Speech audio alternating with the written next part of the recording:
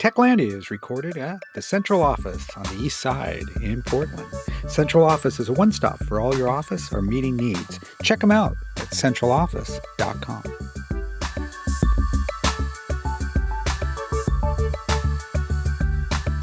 Welcome to Techlandia, Tao's regular podcast series. I'm Skip Newberry, President and CEO of Tao. And with us is our guest today. We have Michael Markesbery with SolarCore. Michael, thanks for joining us. Skip, excited to be here. Thanks for having me.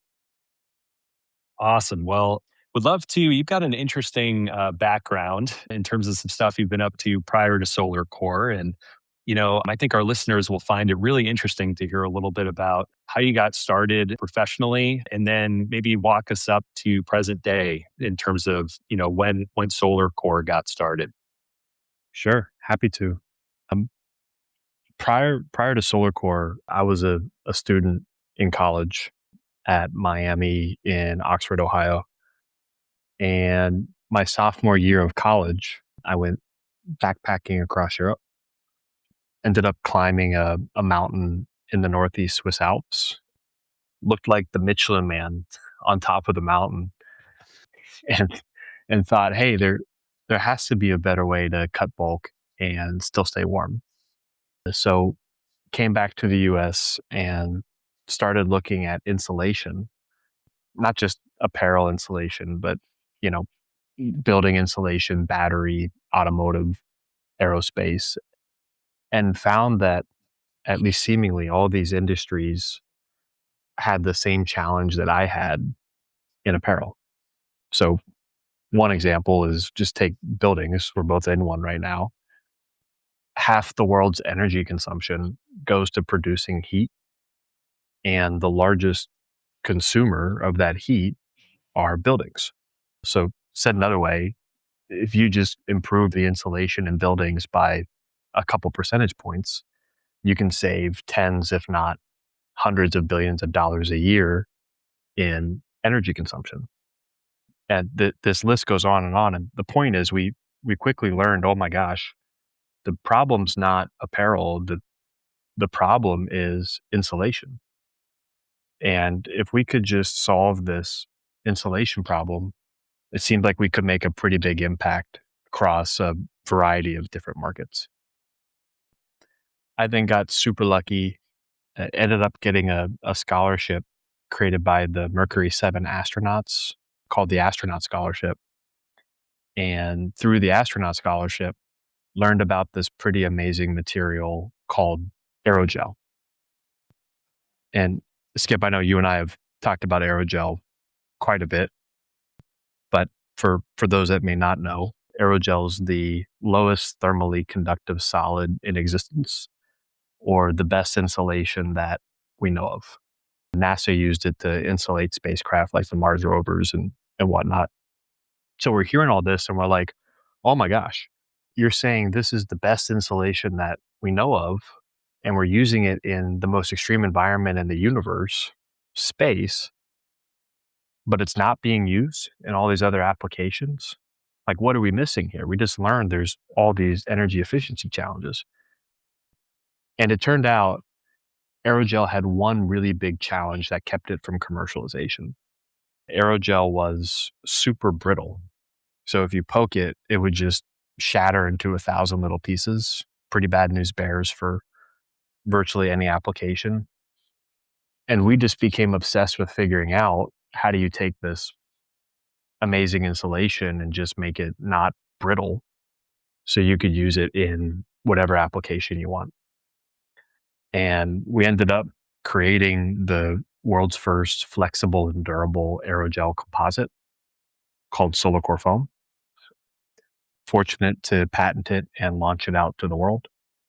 Here we are today, 7 years later, relocated the company to Portland, Oregon, have an incredible team here of people way smarter than me, helping grow this business out of Portland and sell our technology across 3 different verticals: consumer, commercial, government, and have a great group of investors and board that I'm honored to work with.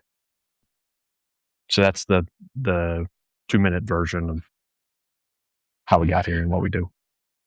That's awesome. And now, originally, now you also had an apparel focused brand, right? Called Oros. And as someone who personally has issues of like cold hands in cooler or cold weather, I was like, oh, this is amazing in terms of some of the gloves and other equipment that you all, clothing and apparel and equipment that you all produce. And so I thought it was interesting to discover that. And I'm wondering if you could talk a little bit about kind of where that company is now and some of the work that you all have been doing most recently, including with some of the world's best athletes. Yeah, totally. So when Rith and I started SolarCore, we were pretty nervous. Like here we are, two kids in the Midwest, and we had just taken this NASA tech and figured out how to make it usable here on Earth. And we're like, who's going to believe us? Who's And so what we did is we created an apparel brand, really honestly, just to demonstrate the efficacy of the technology of SolarCore. And that was the original intent of the apparel brand, was really as marketing and validation of the tech. But then the apparel brand started doing pretty well. It started growing, and next thing we knew, we needed resources and team behind the apparel brand. And really quickly, Oros, the apparel brand, had created the validity in the marketing that we were hoping for. But also at the same time, started to become a distraction to the core mission of the company, which is to transform thermal insulation cross-functionally across all these markets. So we had a pretty tough decision to make, and we ended up licensing the apparel brand to a private equity firm out of Chicago, who now runs with that apparel brand and is growing it around over 100% year over year. And really fortunate to have them as partners. And SolarCore definitely benefits monetarily as well from that partnership. With SolarCore, I think back to the athlete question, we sell SolarCore to three industries today: consumer, commercial, government. And consumer is footwear and apparel. So we were able to take our learnings from Oros, and today we insulate many of the big brands around the world. Everybody from Helly Hansen to J. Lindbergh, Spider, Merrell, Cabela's, bunch of great brands that we're honored to work with. And I think the most exciting news from the last month is SolarCore had its first Winter Olympics debut, which is pretty awesome. All of the shoes worn by the Norwegian team during the Winter Olympics were all insulated with SolarCore. And for us, that was a really fun moment in time for the company, where we got to see our product being worn by some of the best athletes in the world. That's really cool. And, it helps that the Norwegians kind of set a record for medal count, during the Olympics as well, and had some, really attention grabbing performances by a number of the athletes. So well done. And a connection here to SolarCore, no less. So it's pretty cool. And that reminds me, like, when we talked early on, when you all were looking at, relocating the company here to Portland, one thing you emphasized was just the proximity to all the talent and infrastructure that's here as it relates to the athletic and outdoor community. And that was definitely part of the draw, I think. Can you talk a little bit more about kind of the initial focus or some of the things that jumped out at you during that decision-making process? Absolutely. So we needed a bunch of textile engineers, and there's very few places in the U.S. that have a plethora of textile engineers. It's really two places. It's North Carolina and it's Portland, Oregon. Portland, Oregon, because of the technical apparel and footwear epicenter that is here with Nike, Under Armour's North American or Under Armour facility, Adidas's North American headquarters, yada yada. And so for us, it was a pretty easy move to Portland from a talent perspective, and we've been benefiting pretty meaningfully from the talent pool here in Portland. Outside of the talent pool, access to the outdoors is really important to our culture, and Portland definitely offers that in spades.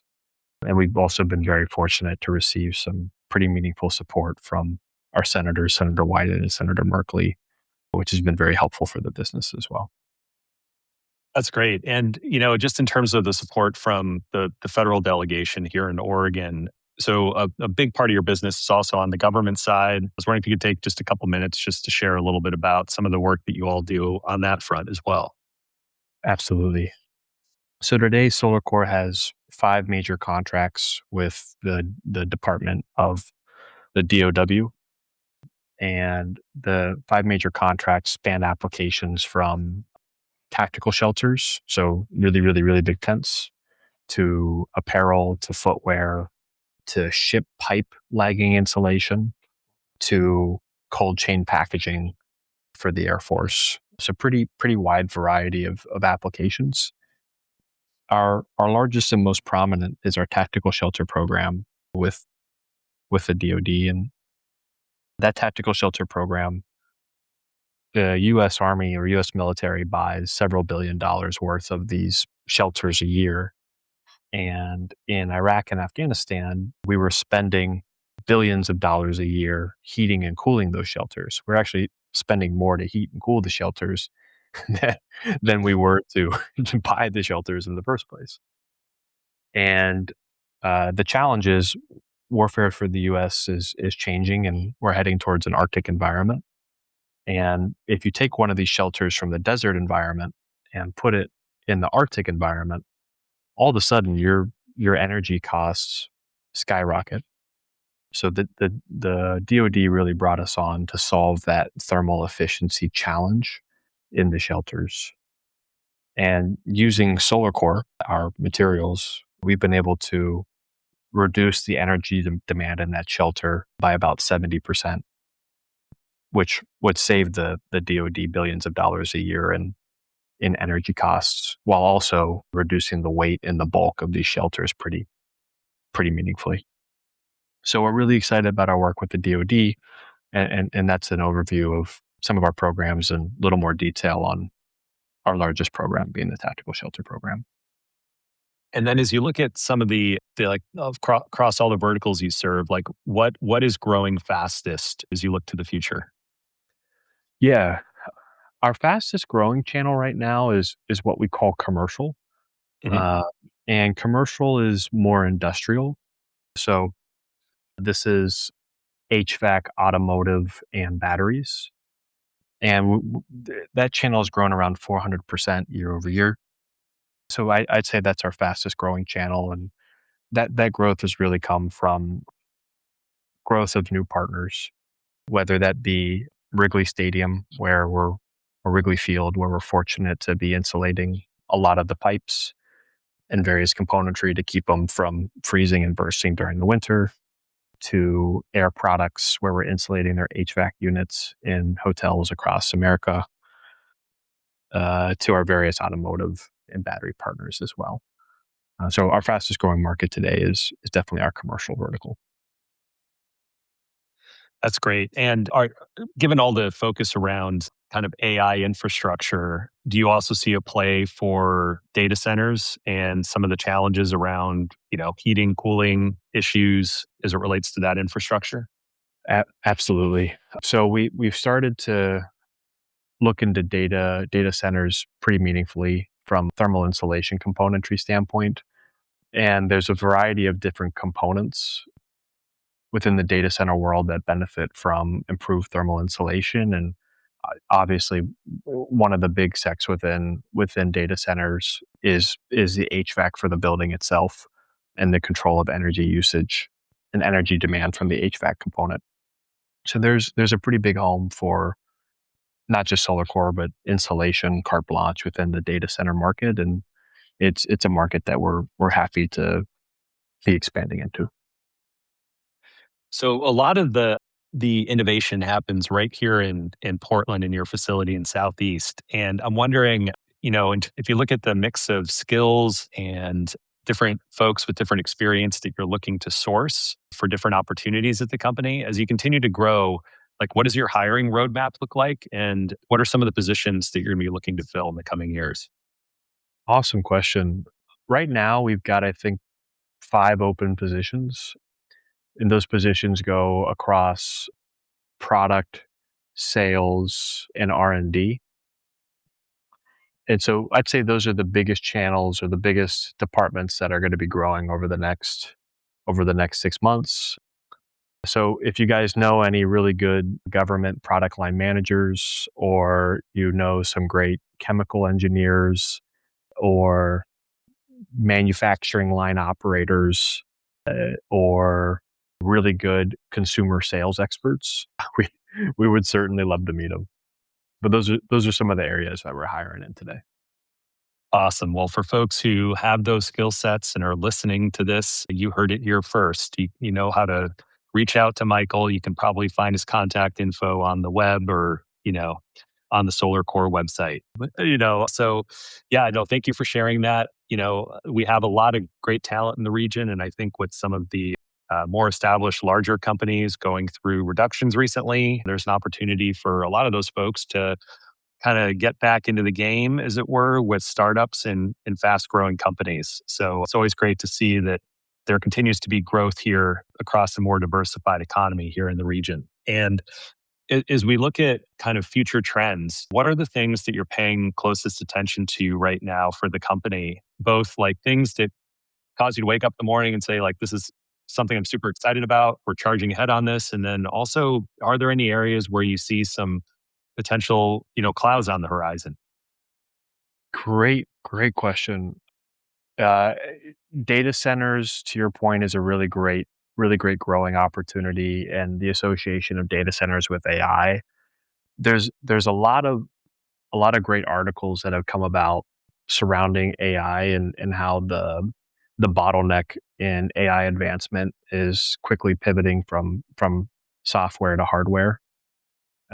So back to data centers and infrastructure, and with that bottleneck and expansion, there comes a massive demand for energy, and with that, there's a lot of ancillary benefits to improve thermal insulation, and being able to deliver energy efficiency in those environments. So that is certainly something that we're paying immense attention to on a company level.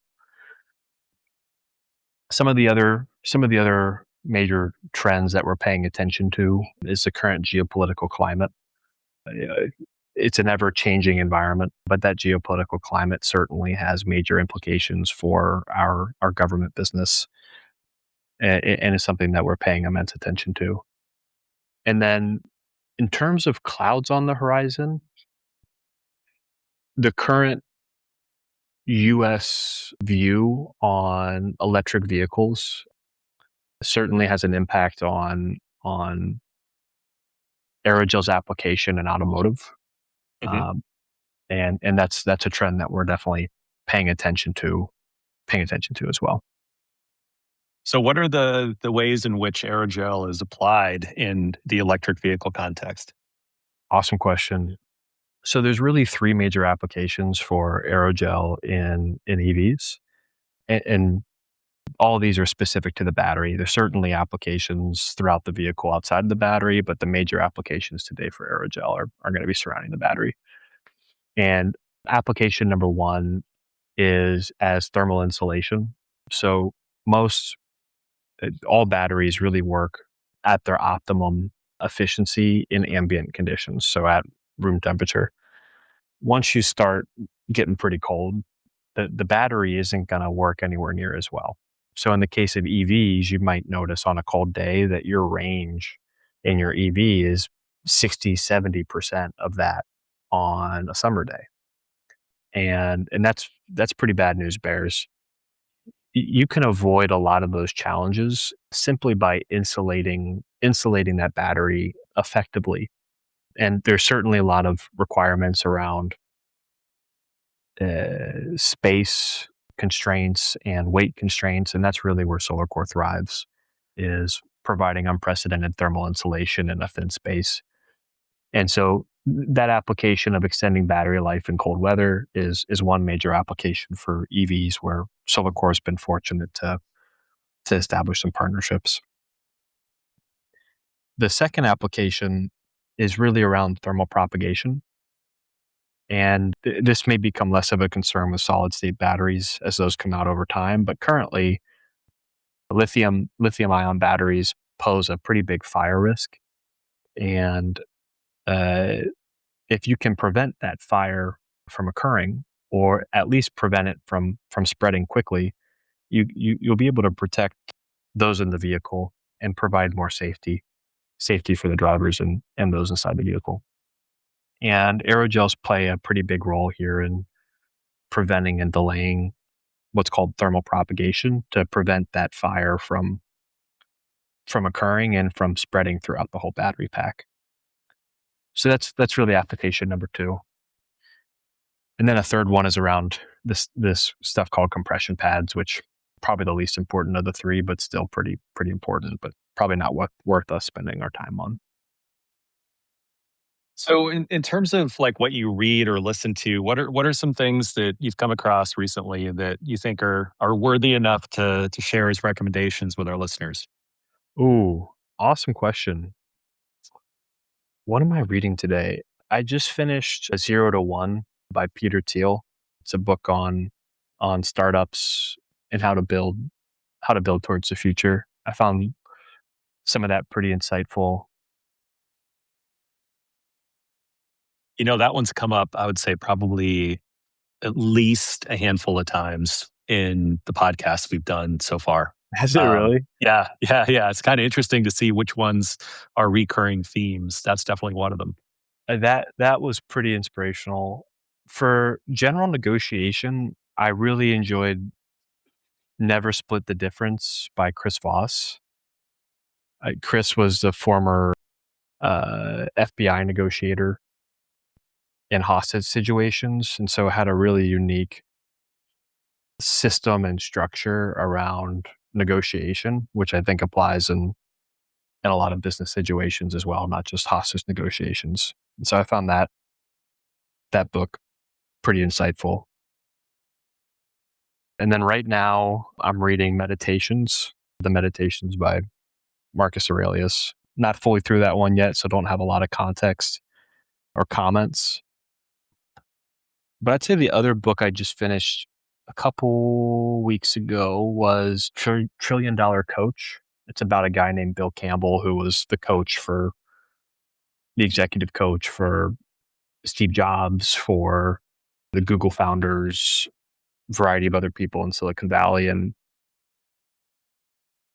a lot of cool takeaways from that book as well for early stage companies and for founders.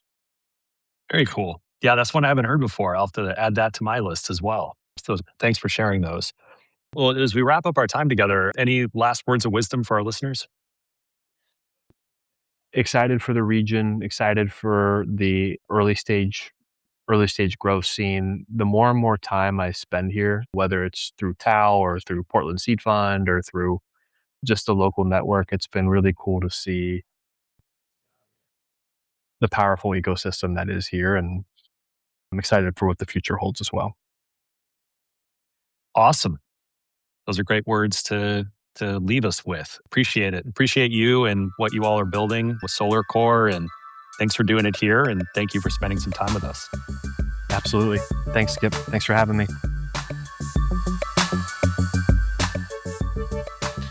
That's a wrap on this episode of Techlandia, the podcast, where innovation meets insight. If you enjoyed today's conversation, don't forget to follow us, leave a review, and share it with your fellow tech explorers. You can follow us at techoregon.org for updates and more tech-fueled content. Until next time, stay curious, stay connected, and keep building the future.